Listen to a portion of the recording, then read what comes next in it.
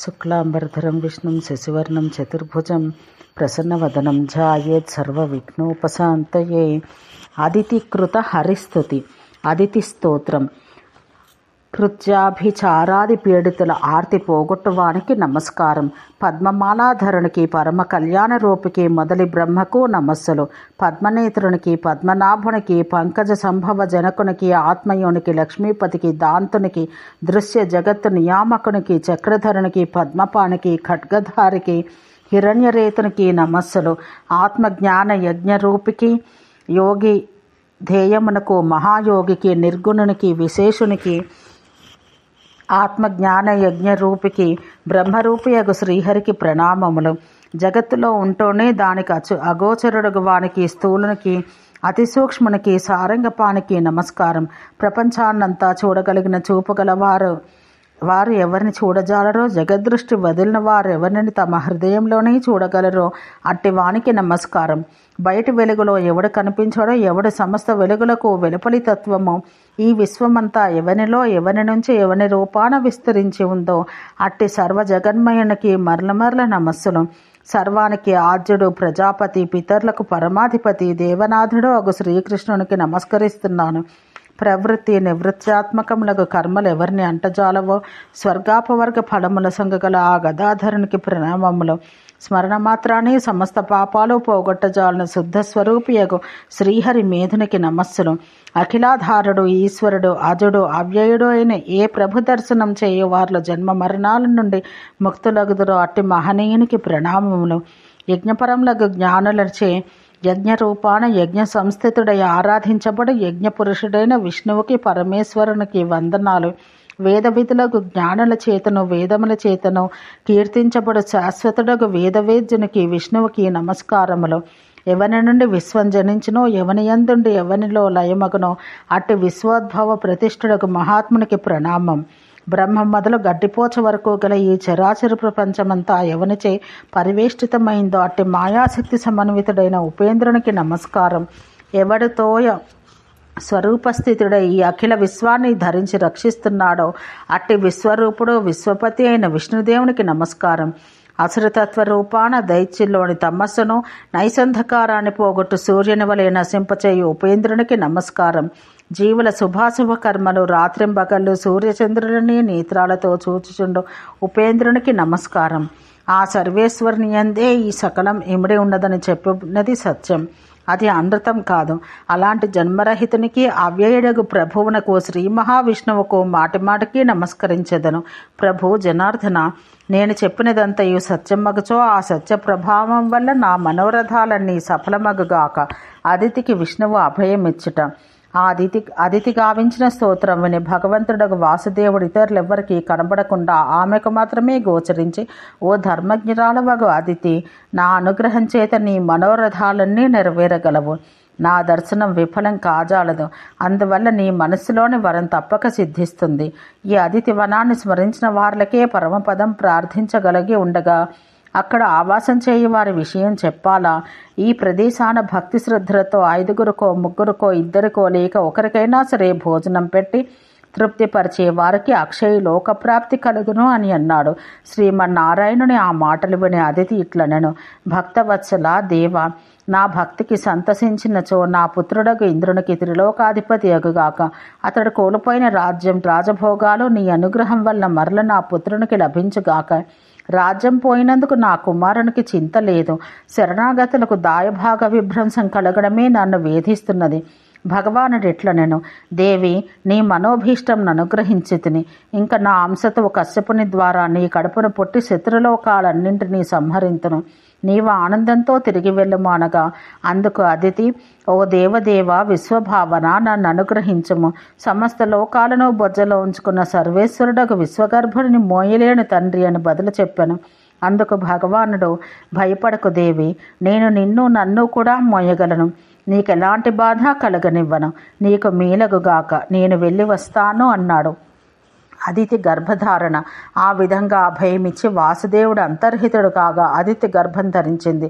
కృష్ణుడు ఆమె గర్భస్థుడగటతో భూమి అంతయు కంపించింది. మహాపర్వతాలు కదిలిపోయాయి, మహాసాగరాలు సంక్షోభితాలయ్యాయి. ఓ బ్రాహ్మణోత్తములారా, ఆ మహాదేవి అదితి అడుగుపెట్టిన ప్రతి చోట భూమి బాధతో కుంగిపోయేది. మరొక వైపు మధుసూదనుడు గర్భస్థుడు కావడంతో పరమేష్టి వచనానుసారం దైత్యులు తమ తేజస్సు క్రమంగా కోల్పోసాగారు అని మహర్షులకు వివరించి లోమహర్షులను తిరిగి చెప్పనారంభించాడు.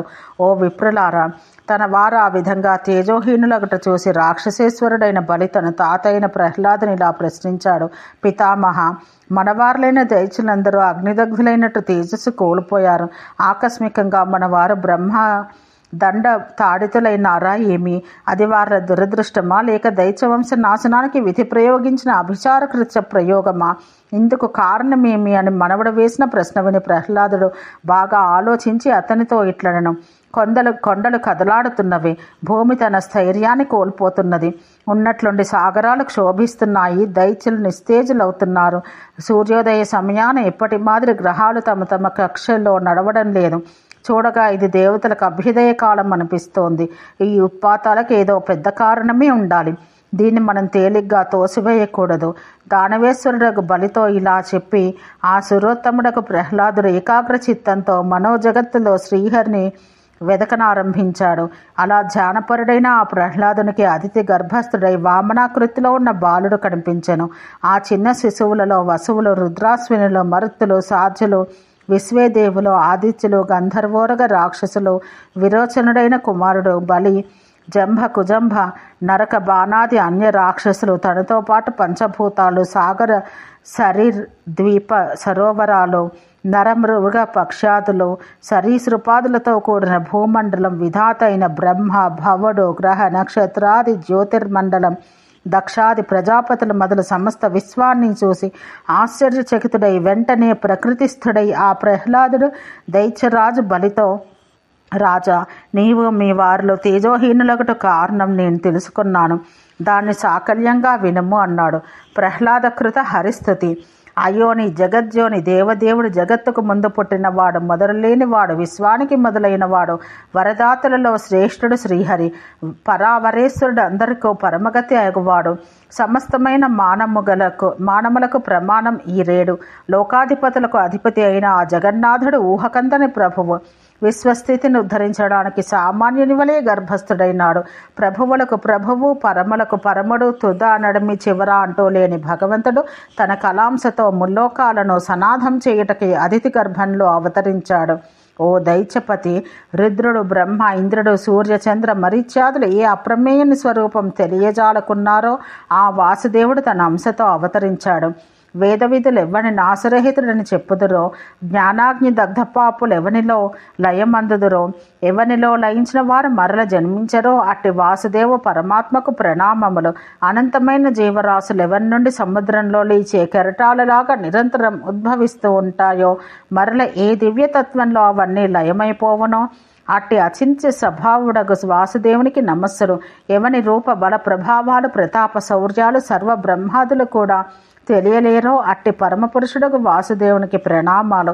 ఎవడు కన్నులకు రూపగ్రహణ శక్తిని, చర్మానికి స్పర్శ శక్తి, నాలుకకు రసగ్రాహిత్వం, ముక్కుకు వాసన చూచు శక్తిని ప్రదానం చేస్తూ తాను ఆఘ్రాణ చక్షుశ్రవణాలు లేకుండా ఉంటాడో, పరమార్థ దృష్టితో చూస్తే ఎవడు స్వయం ప్రకాశియో, సర్వేశ్వరుడు, యుక్తి చేత తెలియదగిన శరణ్యుడో, పాపరహితుడో అట్టి పూజనీయుడగు శ్రీహరికి పరమ ప్రభువుకు నమస్కరిస్తున్నాను. ఏ శక్తి సంపన్నుడు ఈ భూమినంతను ఒక్క పంటితో ఎత్తినాడో, సకల సృష్టిని ధరిస్తున్నాడో, మరల జగత్తంతను తనలోకి చేర్చుకుని యోగ నిద్రలో ఉంటాడో అట్టి పూజ్యుడగు విష్ణుదేవునికి ప్రణామం చేస్తున్నాను. మాతృగర్భంలో కలాంశతో ప్రవేశించిన మాత్రానని మహాదైత్యయోధుల తేజస్సు అంతటిని ఎవడు హరించి వైచనో అట్టి అనంతునికి, ఈశ్వరునికి సంసార వృక్షాన్ని ఛేదించే కుఠార రూపి అయిన ప్రభువుకు నమస్సులు. ఓ రాక్షసేంద్రులారా, అలాంటి జగత్ప్రభువైన దేవదేవుడు తన 16వ కలాంశతో దేవమాత అతిథి గర్భగతుడైనాడు. అతడే మీ తేజోబలాలను హరించి ఉన్నాడు. బలికి ప్రహ్లాదుని శాపం. బలి ఇలా అన్నాడు, తాత, మనకు భయోత్పాతకుడైన ఆ హరి ఇంతకో ఎవడు? ఆ వాసుదేవుని మించిన బలాఢ్యులు నా వద్ద ఎందరో ఉన్నారు. విప్రచిత్తి, శిబి, శంకు, ఆయుశంకు, అశ్వశరుడు, హయశరుడు, భంగకారుడు, మహాహనవు, ప్రతాపి, ప్రఘసుడు, శంభువు, కుక్కురాక్షుడు, దుర్జయుడు, ఇంకా ఎందరెందరో మనగాలు దైత్యదానవులున్నారు. వీరందరూ మహాబలవీర్య సంపన్నులు, భూమి భారాన్నంతా మోయే సమర్థులు. వీరిలో ఏ ఒక్కరి సగం బలానికి కూడా కృష్ణుడు సరిపోలడు. మనవడి మాటలు వింటూనే దైత్యసత్తముడు ప్రహ్లాదుడు ఆ వైకుంఠపతిని దూషిస్తున్న బలిని చురచురా చూస్తూ ఇలా గర్జించాడు, దైత్య దానవులకు వినాశకాలం సమీపించింది కనుకనే నీకే విపరీత బుద్ధి దాపురించింది. నీ వంటి పాప సంకల్పుడైన రాజనామధారి తప్ప ఆ దేవదేవుని జగద్విపుని అజుడు మహాభాగుడు వాసుదేవుని గురించి ఇలాంటి వాక్యాలు మరెవ్వడు నోట రానియడు. నీవు చెబుతున్న ఈ దైత్య దానవులు బ్రహ్మాది దేవతలు, జంగమ స్థావరాంతలైన విభూతులు, నీవు నేను గిరివన నదీ సముద్ర ద్వీపాదులతో కూడిన చరాచర జగత్తంతయు ఆ విశ్వవంజుడు సర్వవ్యాపి అయిన పరమాత్మ యొక్క అల్పాంశం నుండి ప్రభవించింది. నీవు తప్ప ఆ దేవదేవుని గురించి ఇలా ఎవ్వడూ మాట్లాడలేడు. సర్వనాశనం దిశగా పరిగెడుతున్న అవివేకివి, దుర్బుద్ధివి, అహంకారివి, గురుజన శాసనాతిక్రముడవు అగు నీవు మాత్రమే ఇలా నోటికి వచ్చినట్టు వదరగలవు. నేనెంత దౌర్భాగ్యుడను.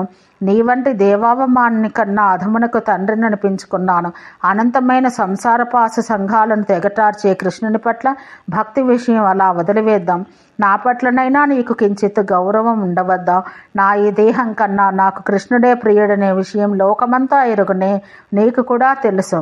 శ్రీహరి నాకు ప్రాణాల కంటే ఎక్కువన్న విషయం తెలిసి కూడా నా పెద్దరికాన్ని మంటగలిపి ఆ మహనీయుని నిందించావు. ఓ బలి రాక్షస, విరోచనుడు నీకు గురువు, వానికి తండ్రి అయిన నేను గురువును. జగత్తుకంతకు గురుడైన ఆ నారాయణుడు అలాంటి నాకు గురువు. అలాంటి సర్వగురువులకు గురులైన హరిని నీవు నిందించావు కాబట్టి నీవు ఐశ్వర్య పదవి నుంచి భ్రంశం పొందుతావు.